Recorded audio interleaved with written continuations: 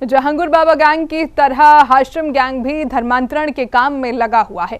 बागपत के एक सिपाही को हाशिम गैंग की जांच पड़ताल के लिए लगाया गया था।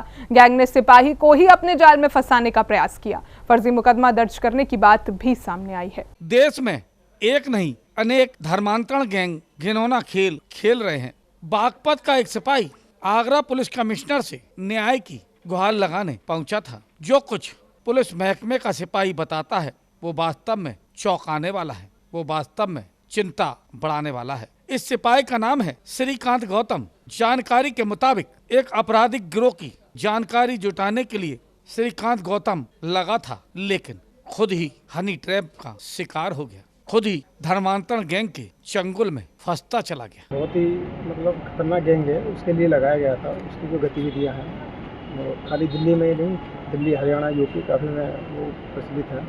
और उस गैंग के में काफ़ी क्लोज भी था। उसका एक अपोजिट गैंग जो अशरफ गोलू है, उससे मैं मिला था उसके थ्रू, तो वो मेरे को काफ़ी पास ले गए थे। लेकिन अभी मुस्लिम है, अब दोनों पक्ष एक हो गए, कैसे हुए मुझे नहीं पता, मैं कभी महसूस नहीं कर पाया। इन लोगों ने एक महिला को मेरे पीछे छोड़ दिया। उसको मेरे पीछे छोड़ने के बाद नई नई इस्लामिक तौर तरीके सिखाने की कोशिश की गई मेरे को, और उस टारगेट से भटकाने के लिए उस महिला को मेरे पीछे छोड़ा गया और उसके द्वारा 376 का एक मेरे खिलाफ झूठा केस लिखवाया गया, जिसमें मैं जेल भी गया। और उसी केस के थ्रू मेरे घर वालों से लगभग 20 से 25 लाख रुपये इन लोगों ने ऐंठ लिए। एक लक्ष्मी नगर में मेट्रो स्टेशन के पास होटल पड़ता, उसमें बार बार बुलाया जाता था मेरे परिवार वालों को। और इस संबंध में जब ज़्यादा मैं परेशान हुआ तो मैंने फिर अपने अधिकारियों से सारी बात बताई। श्रीकांत गौतम बताता है उसके साथ धर्मांतरण का घिनौना खेल खेला गया। साजिश बड़ी रची गई। एक मस्जिद से दूसरी मस्जिद पर उसे ले जाया जाता था। तमाम ऐसे कार्य उसके साथ किए जाते थे जो वास्तव में चौंकाने वाले हैं। क्योंकि मेरे खतना कराने के लिए मेरे को नजीबाबाद लेके गए थे। वहाँ पर मैं किसी भी तरीके से मैं बहाना करके भाई ये तो डॉक्टर करेंगे, इस तरीके से मैं वहाँ से निकल के आया। मेरे को बाकायदा जमात में भेजा जाता था। 5-6 मस्जिदें हैं जिनको आज तक वेरीफाई नहीं किया गया है। और क्या बोलते हैं, मेरा सर्टिफिकेट बनवाया गया। एक काजी अबरार नाम का व्यक्ति है, फतेहपुरी मस्जिद दिल्ली से। मतलब एक जगह निश्चित नहीं होती है इनकी, जी, ताकि एक जगह हम कुछ कर नहीं पाए। एक मस्जिद होगी तो उसमें कुछ भी हो जाएगा। जगह जगह इसलिए लेके जाते हैं कहीं कोई जल्दी से एफआईआर ना करा पाए। हाँ। तो इस तरीके से करते हैं। ये पूरा गैंग बहुत ही हावी है।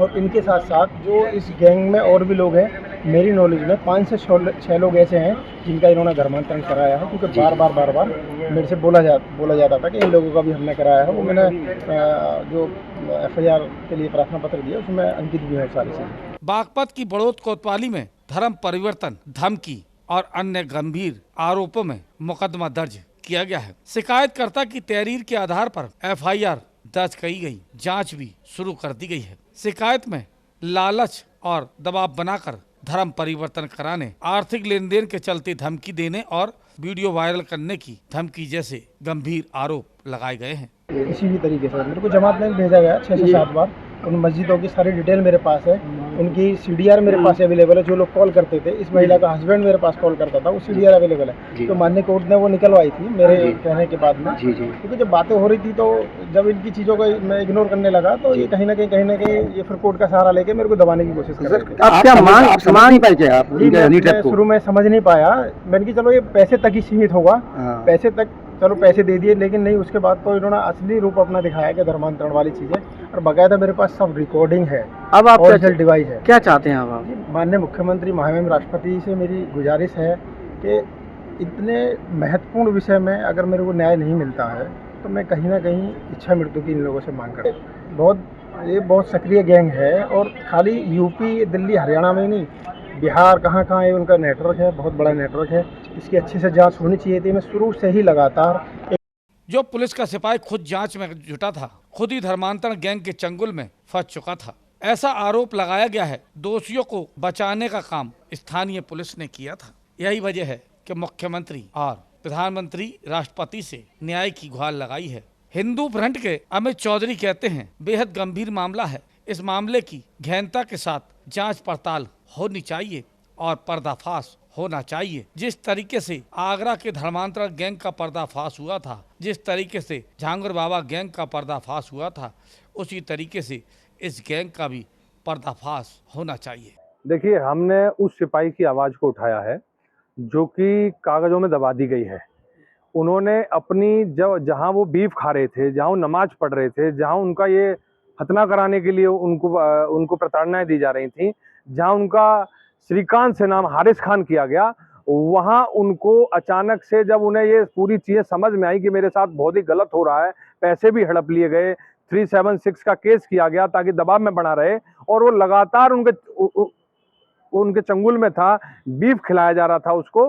तो वहां से कैसे भी करके जब वो आत्महत्या की स्थिति में था तो अपने अधिकारी के पास पहुंचा, न्याय की उम्मीद से उसने पूरी बात बताई। वहां उन मौलानाओं के खिलाफ जिन्होंने धर्मांतरण कराया, उन गैंगस्टरों के खिलाफ जो साथ में उसे तालीम या नमाज कराते थे, जो उसका जो है एक खतना कराना चाहते थे, उन सभी लोगों के खिलाफ एफआईआर दर्ज हुआ। लेकिन उसका रिजल्ट क्या निकला? वहां जांच में जो सूरज राय हैं एसपी बागपत, उन्होंने और सीओ ने उन सभी मौलानाओं से एक अच्छी मोटी रकम लेके उन्हें क्लीन चिट दे दी चार्जशीट के अंदर। और आज सिर्फ एक आरोपी जो सिर्फ उसमें ये महिला है, वो महिला देखिए, नाजिया के लिए पूरे देश में इस समय तमाम उल्टे सीधे प्रोटेस्ट किए जा रहे हैं। नाजिया ने सिर्फ वही कहा है जो जादुई किताब में लिखा है। अगर ऐसी किताब में ऐसा कुछ लिखा है तो उसे बैन कर दिया जाए सरकार की तरफ से। लेकिन जहां एक और हमारे हिंदू समाज के लोग जिन्हें काफिर कहा जाता है, वो काफिर सो रहे हैं, उन काफिरों को कोई होश नहीं है। एक महिला जिसने यूपी कांस्टेबल को धर्मांतरण करा दिया, बीफ खिला दिया, 376 के केस में डलवा दिया, उसके बाद अधिकारी उन मौलानाओं से पैसे लेने के बाद में उनको क्लीन चिट दे रहे हैं। तो इसके लिए माननीय मुख्यमंत्री से हम लोग भेंट करेंगे उस सिपाही को लेके, ताकि उसके साथ न्याय हो सके। हम लोग जो है इसके बाद लखनऊ जा रहे हैं, वहां अमिताभ यादव साहब से भी इस बारे में भेंट करेंगे कि इन अधिकारियों की भी जांच हो कि आखिरकार उन मौलानाओं से कितना इन्होंने पैसा ले लिया है। चूंकि हम हिंदुओं से कहना चाह रहे हैं कि जहां आपको काफिर कहा जा रहा है, वहां आप ये देखिए, उस नाजिया के लिए पूरे देश में प्रोटेस्ट हो रहा है। आपके देवी देवताओं को, आपके हिंदू होने सनातन को, आपके जितने संत हैं उनको वो महिला गाली दे रही है। मैं चाहता हूं कि एक एक हिंदू जागे और देश में उस सिपाही के लिए प्रोटेस्ट करे, उस महिला के खिलाफ एफआईआर दर्ज हो, ताकि इस तरीके के जो जिहादी और जिहादन हैं इनके खिलाफ आवश्यक कार्रवाई हो, ताकि ऐसी जो चीजें वो फिर से पैदा ना हो सके। धर्मांतरण गैंग विदेशी फंडिंग के आधार पर धर्मांतरण के खेल में लगे हुए हैं। जाने अनजाने तमाम लोग इन गैंग के चंगुल में फंसते जा रहे हैं और देश की जड़ को खोखला बनाने में लग गए हैं। जिस तरीके से एक के बाद एक धर्मांतरण गैंग सामने आ रहे हैं, उससे साफ हो जाता है बड़ी संख्या में धर्मांतरण का खेल देश में चल रहा है। एक नहीं, अनगिनत गैंग धर्मांतरण के घिनौने खेल में लगे हुए हैं।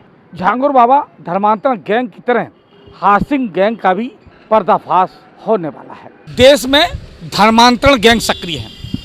विदेशी फंडिंग के आधार पर धर्मांतरण गैंग धर्म परिवर्तन के धंधे में लगे हुए हैं। जिस तरीके से ये मामला सामने आया है, उसने सभी को चौंका कर रख दिया है।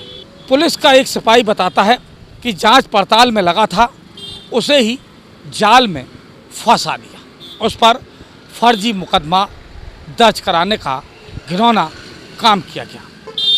पीड़ित सिपाही न्याय के लिए भटक रहा है, लेकिन जिस तरीके से धर्मांतरण गैंग घिनौना खेल कर रहे हैं, उससे साफ हो चला है बड़ी साजिश देश में रची जा रही है।